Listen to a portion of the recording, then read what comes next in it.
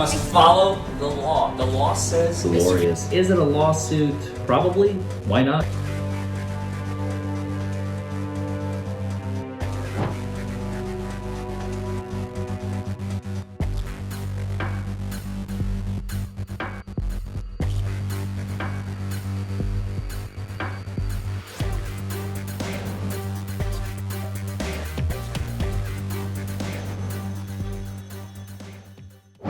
We've now seated our 6 individuals who will be the jury for this particular trial. Remember, during any recess, during any time that we have together, until the matter is submitted to you, you've heard all the evidence, you've heard all the instructions, and you're back in the conference room. Until then, you want to remember not to speak with anyone on any subject connected with the trial, and do not form or express any opinion thereon. We want to make sure that we've heard all of the evidence and the instructions about how the framework to have discussions before we would have any of those discussions along the way. So whether it's a short break or a lunch break, we wouldn't have any of those discussions along the way. I've reminded our jurors during orientation that it feels like we have a big courthouse, but when it comes down to lobby space or parking space, that we tend to find that we are often in the same spaces as others who are involved in the trial. And so I tell our jurors during orientation to be sure not to have any conversations with anyone they see in the courtroom. There's individuals who work with either of the parties or family members or potential witnesses. Just remember, kind of glance real quick and say, okay, I know not to have a conversation because then I'm going to have to explain to the judge what I was talking about, even if it was just, how was your lunch today? So just remember who those faces might be so we can keep separate and make sure that we have an impartial trial that we're able to bring to conclusion today. All right, counsel, we've got some time before I would usually call lunch recess. Do y'all want to go ahead and get started with opening or take early lunch? Or, whichever pleases the court, if we have a preference. I do have my first witness here, if Okay. we get to where we could, and I don't think the testimony would be extensive enough that we would run much past the noon hour or so, if counsel is comfortable with that. I'm okay either way. Okay. You're comfortable? All right, then. We'll go ahead and begin with our opening remarks, and then potentially witness. We'll just check how that time frame is going. I will always give a jury lunch, usually very close to an hour's time frame, to have that opportunity to have a lunch recess. On any other days of trial or court, the individuals know I probably don't do that, but we'll make sure that you have that chance for that break for lunch today. Ms. Clemens, on behalf of the Commonwealth, do you have opening remarks for our jury? Yes, Your Honor. You may address. Okay, please the court, ladies and gentlemen of the jury, defense, Mr. Neal. We are here today, and we've talked a lot to you guys already in voir dire sort of about what you're going to see. We are here for a DUI trial. And we've talked extensively kind of what we're looking for and what sort of evidence you expect to see. And what I want to do now is just kind of help set up what you may see. So you're going to hear from several witnesses. You're going to hear from law enforcement officers. You're going to hear from some lay witnesses, which just means someone that's not law enforcement or not one of our experts. You're also going to hear from an expert. And they're going to kind of help set the scene of this evening. This was several years ago now. This is a case from October of 2021. Okay, so it's a little bit older. And you're going to hear from individuals who were actually present at the time that law enforcement interacted and came in contact with Mr. Gale. You're going to hear from the law enforcement officers that conducted the test and the task with Mr. Gale, and you're going to talk about those things. You're also going to hear from the expert at the end to kind of explain what some of that stuff means. And so all I'm going to ask, as Mr. Hitch indicated, the shoe analogy is going to come back into play here. And I will explain just briefly now where we're going to go with that, but I just ask that you continue to remember kind of our answers there. So what we have, you're going to hear from people, and I'm not going to stand here and tell you right now that we are going to put anyone on the stand who said they saw the vehicle move from point A to point B, okay? I am going to just ask you to consider the fact that although I never saw my son go outside, I was able to make conclusions and use my common sense knowledge to understand certain things, okay? And so you're going to hear from these witnesses. We'll talk again about kind of these elements at the end and sort of what we're looking for and what you will have been demonstrated. But just ask you to keep an open mind, listen to the evidence as it's presented, and then at the end I'm going to ask you to find Mr. Gill guilty of a DUI on that evening in October. Thank you all. Mr. Hitch, do you all wish to make opening remarks now, or do you wish to hold them to the close of the Commonwealth's case? We'd like to make it now, Your Honor. You may address the jury. Thank you. I'm going to love that mud analogy. It's the best. The most exciting part about this case is that all of the witnesses happened 2 hours after Sergeant Master Gale was driving his vehicle. He's driving his vehicle. The vehicle dies. Complete engine failure. You're going to hear from a car mechanic today, Joe Gilmore from Doug's Towings.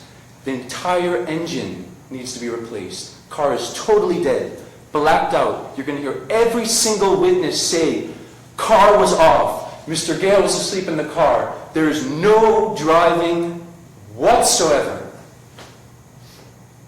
They just don't know how long the car had been sitting there. You're going to hear every single witness say, I have no idea how long the car was there. But we know, and we have witnesses that can very clearly articulate exactly how everything happened. Sergeant Master Gale had just been promoted to Master Sergeant and was stationed at Fort Knox. He'd been here for a month or 2.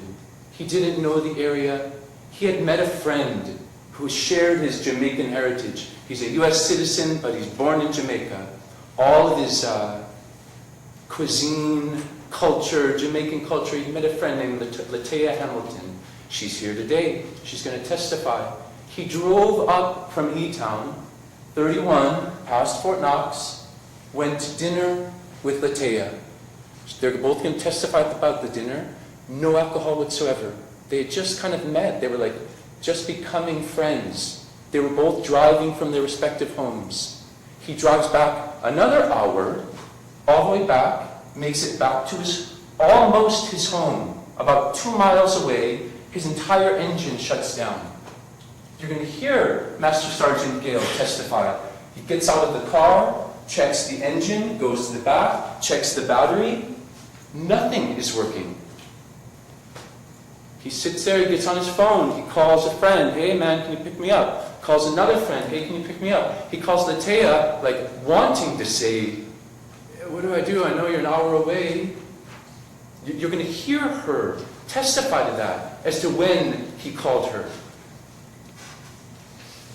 He eventually gets back in his car.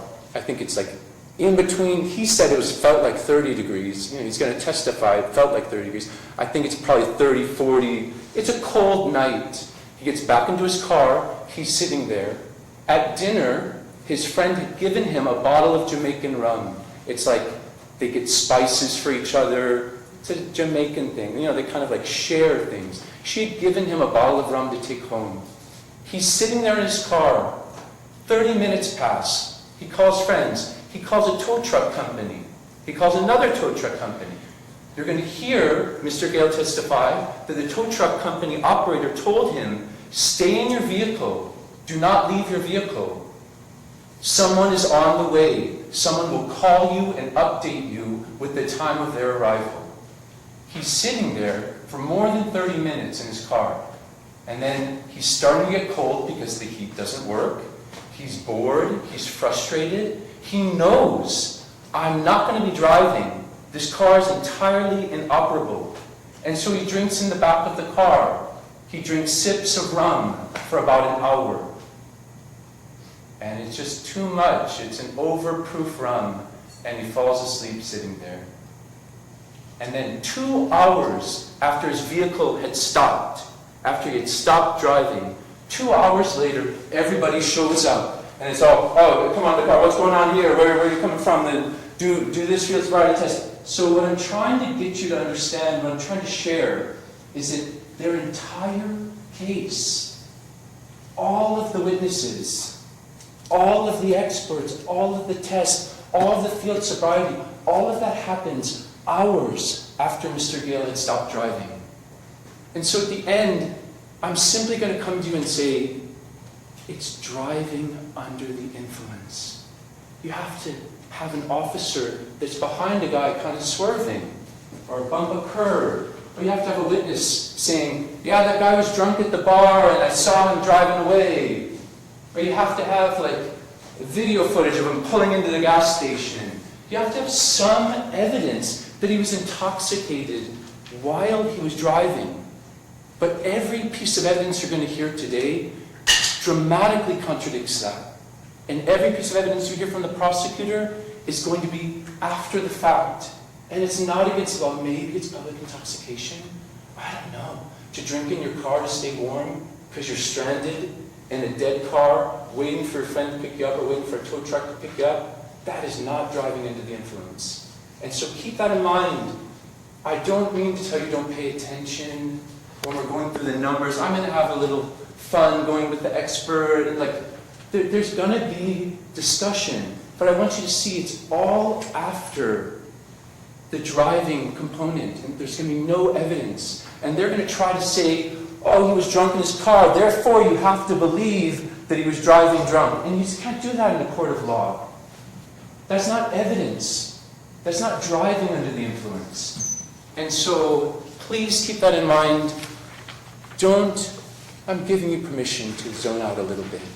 Because we're going to concede, yeah, of course he was under the influence. Of course, yeah. We're conceding that. We agree with that. Like, yeah, he didn't do well in the field sobriety, of course. Like, yeah, the number is this. Cool, have your blood alcohol number, have your field sobriety this, have your this, but you don't have the whole other aspect of the case. And we have that. Master Sheldon Gale is not guilty. He never drove under the influence. He drove 100% sober. He's just in a bad situation. He's just stranded in a car drunk, and they're arresting him for a DUI. He's not guilty. And you're going to see that. It's just my job to point out what you're not going to hear.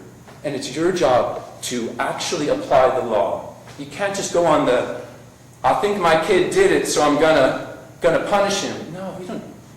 That's not a court of law, and that's not what we're here for today. You have to see evidence. You can't just kind of speculate, especially when direct testimony directly contradicts it. Thank you so much.